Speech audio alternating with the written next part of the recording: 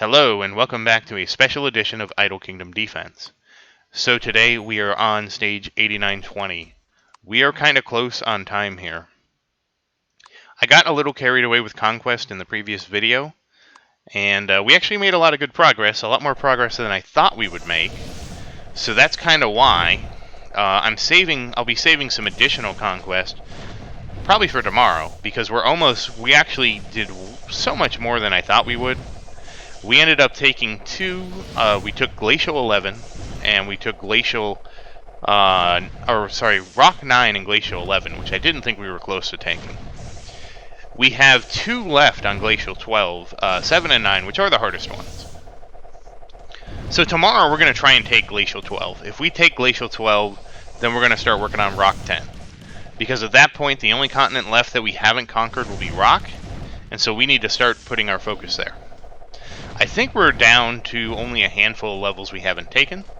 So again, but I was just blown away by the amount of progress we could make. The reason I had to stop is because I realized, yeah, we only have so much time for Conquest, and these just take longer and longer. So I do have the sweeps though, so if we get into a pickle towards the end, I will be sweeping the last couple stages.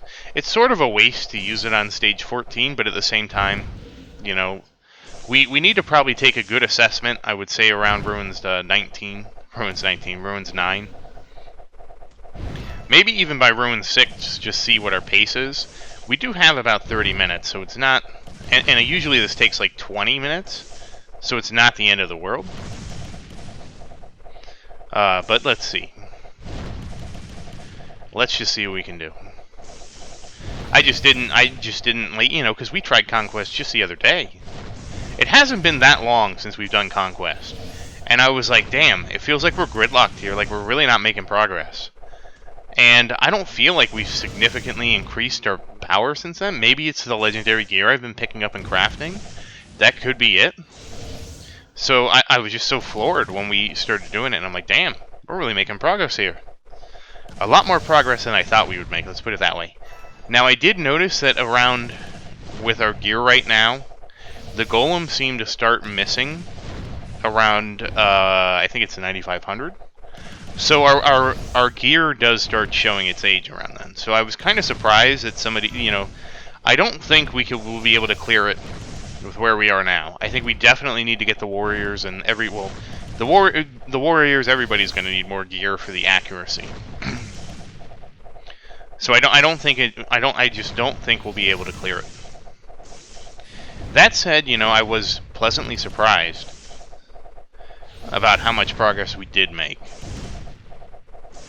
You know, I really wanted, you know, maybe after we finish Ruins, we'll go back and we'll try we'll try to take Glacial 12. Because screw it, I kind of want to see if we can finish up the continent. I can always stitch it in the video. I'll just cut it and smear it in the end there, and you know, make a little note that hey, we came back. Like, I just wanted to see if we could do it. I didn't want to wait until tomorrow. We'll see. Ogre waves have been really dangerous for me. Not super dangerous, but more dangerous. Like, well, then again, a lot of waves have become more dangerous the higher I got. Mostly because it turns out that just making one bad decision can derail, you know, like Evan, slowing in the bottom right-hand corner when there was hardly anything there. Those kind of decisions now can really just derail a good stage. I noticed that a lot today. I did try some changes today. I did try bringing in Mason and Camilla instead of Luke and Tristram. The results I had with that are waves just took an eternity. I feel like my archers just don't do enough damage, but it was like crazy how long the waves were taking. You know, I mean, you know, don't get me wrong, I feel like that is a viable strategy, but I couldn't auto, so I still wasn't. It wasn't like I brought in Camilla and Mason, and I don't have another really good crowd control instead of to replace really for Luke. Like, Camilla was just for the burn, but you know, like I said, I don't feel like I had a good one. But even with those two, It wasn't like I was just clearing stages without any intervention. I mean, and that's my problem. If I could push stages without intervention, I would push. But the thing is, and it's not even that the heroes are underpowered or whatever. What happens is the AI makes a bad decision on auto battle, and it can't recover.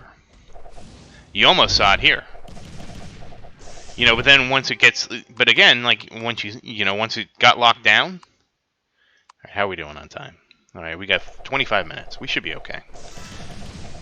But like as you saw there, what happened was the AI just slowed something in the middle of nowhere, and dog waves are really bad. Any waves where the guys kind of come in really slow are really susceptible to it, because what happens is your warriors get tangled up kind of like in the middle. Like in this case, it didn't happen, and in this case, it's even worse if the boss is ranged, because what happens is when the boss is ranged, they won't fall in, and they will just like not die. The ranged boss will just not die. Okay, so now we have Christian over there helping out Ryan. But I mean, you can see, damn, they're melting this stuff pretty good. I'm probably used to the slower speed because I took Luke and Tristram out. And in the slower speed, it was just doing waves was so awful without Luke and Tristram, because I couldn't auto it, and even though I couldn't auto it, they still took forever. Like that was a good job by Christian. I'll have to say he AoE'd those dogs down really well. Yeah, I mean, we pushed to 8,500 yesterday, so this should be an 8,850, or 8,500. This should be an 8,850 wave, so it's not like this King's Ruins is going to be easier. I'm kind of concerned with, but again, it's so random how things turn out, So I did take somebody's suggestion, like, why aren't you using Mason? I actually put Marion in instead of Camilla for a while, but Marion just didn't do enough. I was hoping, like, Marion, she'll be perfect for the dog. She's just not there. What somebody told me is they replaced Adrian with Marion. So that is kind of an interesting idea. If everything, do you need golems if she can just hit everything around the castle? Interesting point. Very interesting concept. Especially if Marion actually puts out damage. So that was one suggestion I got in the comments that basically said, I just retired Adrian and kept the same team. I don't recall what wave they were on, but they definitely had a much higher Adrian than I did. I think their Adrian was epic. I'm not sure. So I mean, those are options we have, and okay, we're doing pretty good here. Not that I'm expecting to struggle on like Wave Ruins 5, but it's been kind of tough.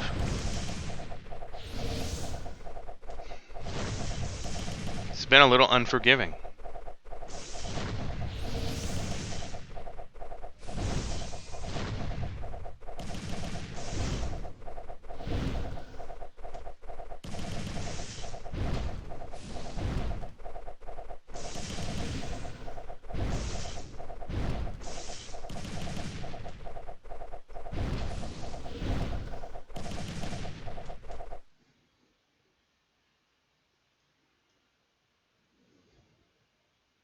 Alright, very nice. On to Ruin 6.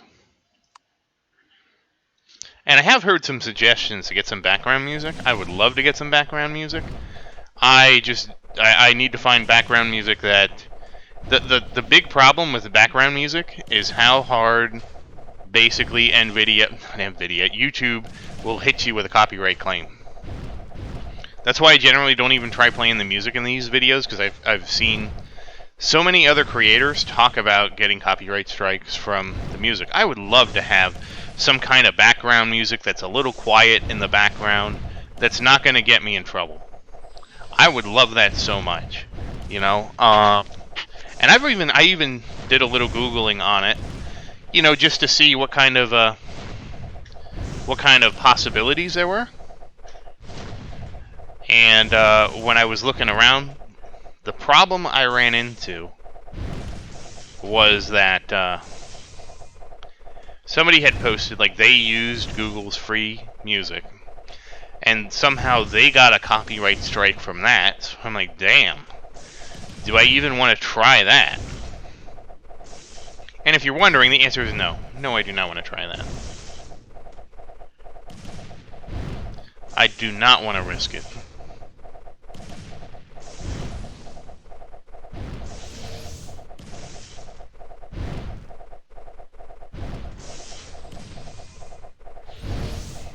So, that's the state of music on the channel. And even if it was something really simple, you know, I wouldn't mind. You know, I need to find something that's royalty free. You know, as long as they give it, you know, there are a couple. I probably just need to look a little bit more. I have seen a couple that are royalty free, where you can use them as long as you credit the person in in your channel or whatever. So maybe I'll need to find something like that. I don't know how the big boys do it, because I know, you know, for example, Summoning Soul. He has a song that he uses in every video. It's a certain song and you know, right then he's about to arrive at his conclusion. And I don't know how he arranged for the licensing of that. You know, so if anybody knows how to do the licensing for music too, I'm not opposed to paying for music. You know, hopefully though, it would be like a one-time fee. You know, I'm not looking to pay like, you know, X amount every video, because I'm not making any money on these videos. This is a hobby, not a business. You know, this is you know, this discussion to me is one of the ways the copyright system is broken, right? I shouldn't have to go through all these things to find some music I can use. I should be able to go to YouTube and say, look, you know, I want some background music. You know, is there anybody that will do it for like revenue share? And granted, YouTube kind of gives you the free stuff. But, you know, but I mean, I wouldn't, you know, this should be like an ironclad thing, you know? I don't know. I just want copyright to be better. And one of the things is there's a lot of criticism about NFTs and stuff like that, and I get the criticism. I understand it. It comes off kind of scammy, but I feel like one of the limitations of the digital age is copyright. And I feel like NFTs are a very poor attempt to address the copyright deficiencies in our world. And so what I mean by that is that I'm gonna have to, okay, there. Is that, for example, I can't go to the copyright office and buy something, right? Let's say I wanted to use insert your favorite band here and have them playing in the background, whatever your favorite band is. I don't know what your favorite band is, but just imagine your favorite band and maybe tell me your favorite band in the comments. Go ahead. If I could go to the U.S. government copyright website and say, you know what, I want to purchase the rights to use this band in here, I would like to do it, you know, and let's say the band is amicable to this. Your favorite band is like, you know what, it'd be really cool if our fans could just use our music to create stuff, like videos and stuff like that. We think that would be really cool. And so we're going to be really generous and say, like, usually these music licenses are really expensive, but what we're willing to do for this is we're willing to go into revenue share. So you can make a video with our music. We will give you the rights. And those rights, you know, the rights that we give you, we will share them for, like, you know, 25% of the advertising. So you can use our music, make a video, and maybe that's a generous amount. Maybe they would want 50% of the ad cut. But they would say, basically, this is our ad cut. So you get whatever this is, you know, we split the ad cut, and we won't, you know, complain to YouTube. We won't file copyright strikes with you. I'm like, wow, that sounds amazing, right? You know, and to me, that I feel like music is the perfect avenue to do this with, and the reason being is because you could, like, somebody can make a viral video with who knows what song, right? You know, it's sort of like I think Mariah Carey has that Christmas song, and every day on Christmas that song gets so many plays, right? Yeah, we have plenty of time, I think. And you know, some people were like, well, she doesn't get paid enough money for that. And I'm like, really? Every Christmas, she gets her song streamed, and she makes so much money, and that's not enough? You know, that's another discussion. But, like, imagine something like that, like especially like a younger artist, where there's no taking it to court or anything like that, because this is the agreement. It's through the copyright office. You know, YouTube acknowledges it. You know. all the major actors are aligned in such a way that that there's no real room for you to get sued. And if they did try to sue you, you would just bring this up. You would bring, it really shouldn't even come down to you, because basically they should request the documentation from the Copyright Office as part of the suit. It goes into the court system, and then the court system handles it. Like, it wouldn't even fall on you. So if somebody even tried to sue you for using their music, they would say, well, wait a second. Did they go through this? Is YouTube doing their part? Because really, if YouTube is handling the ad split, it wouldn't be on the creator at all, right? Because we're just all taking money from the same pot.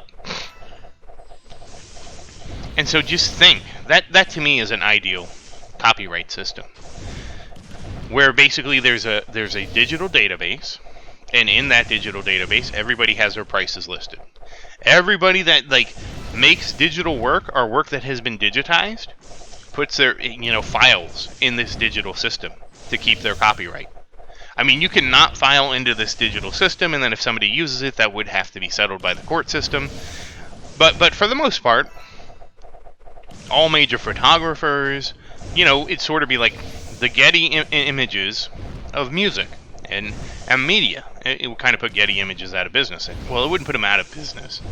It would be another storefront for Getty Images to operate from, And again, like how Getty Images takes pictures and you can just buy the rights to use the pictures, this company would be, this would actually be the Copyright Office of the United States, would allow you to just purchase directly from this website, these agreements.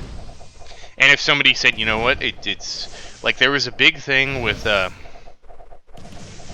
Miles Davis, where somebody took the cover of Miles Davis's art, one of his songs, and I know about this from Tom Scott. I think it's Tom Scott. He did a thing on copyright, and they took the cover of his and he has a much better video on this than I do.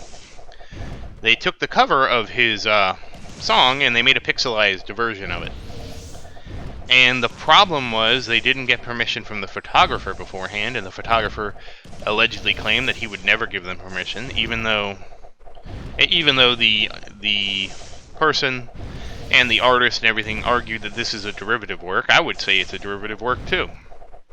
I think that falls under fair use, because you can't just take a picture and pixelize it. There's actually a skill. It's not like you take a picture and just apply a filter to it. And honestly, I would say even if I wrote a custom filter, I wrote it and I created it, and I used it on one of your images, I think that's enough, even though it's done by AI or a computer program or whatever. I feel like that's enough to make it transformative, because unless you applied the filter on it and copyright it, then it wouldn't be, right? And if you did apply a filter, of course, my filter would have to be significantly different than your filter. So there are a few squabbles there. But I definitely feel like the copyright system could use some work. And I know this is kind of like not really related to anything, but these are the things that I take into consideration as a creator, because I would love to be able to, go out to a band and be like, can we do revenue split if I use your music? Just your background music. Just your instrumental music. I would love it, I don't know. I don't know how people do that. So if you know anything about that, please say something in the comments, because I would love to at least look into acquiring some kind of music. And the problem with music too is there's multiple copyrights. So let's say I take your favorite band, right? And I play the song and I use it, right? That's actually a different copyright, because the notes of the music are copyright separately. The organization of the notes is copyright separately from the actual performance. So the performance itself is copywritten. The notes and the lyrics of the music are copywritten as a separate copyright. So like a cover band, somehow, I don't know what a cover band does, but I know they have to do something to get permission to do the cover, which is kind of crazy. But they have to, I assume they have to pay something. I really don't know how cover bands work,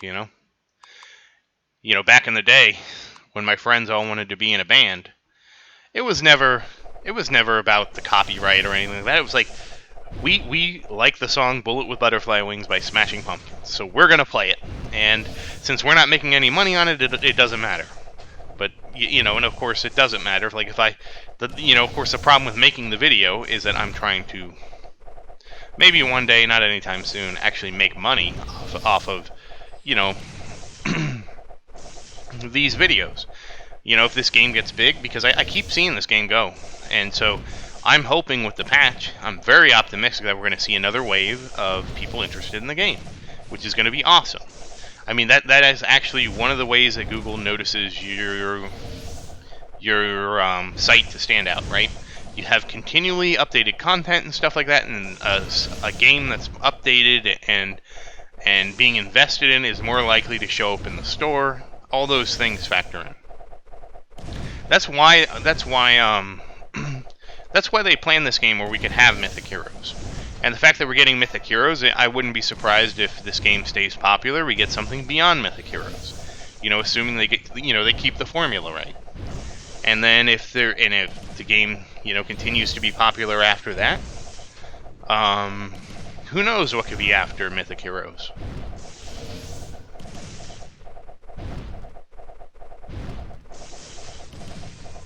It's just a question of how far they could go.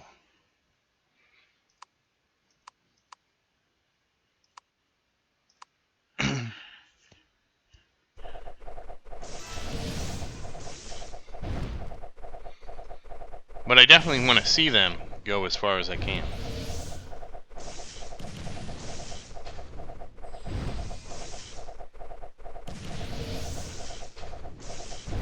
Honestly, I'm really excited for the update. I have seen some people saying that I've seen a few people saying like the game seems kind of samey and grindy, and I mean it is. But I mean, to me, the best thing about this game is, wow, we're taking what happened here? What happened here? Damn. Yeah, you can see how quickly things can get out of control.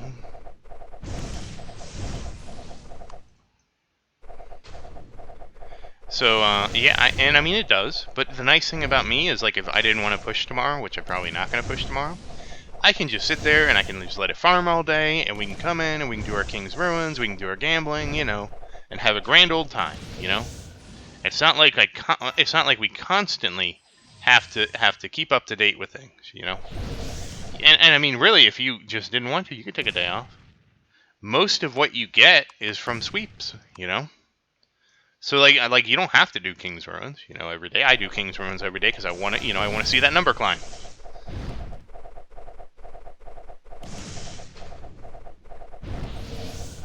That's what I want to see. I want to see every win.